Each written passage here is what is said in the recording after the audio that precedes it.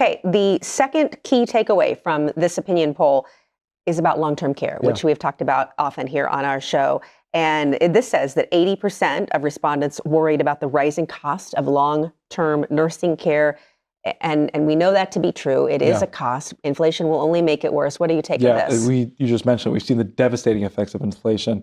Inflation had been very low up until the last few years, where we saw inflation skyrocket. Well, healthcare costs have been inflating, rising at the cost twice the national rate of inflation. It's been rising at 5 to 6% per year over the last 20 years. So if you look at it, you say, well, why is healthcare so expensive? It's really been, it's a very serious issue that the rising cost of healthcare, it's like, well, David, what do you do? I don't want to change. We have the best healthcare system in the world. Look, I love going to Europe, and I love going to Paris and those places. They don't have the same level of healthcare that we do here in this country. The challenge, though, that we deal with is it is expensive.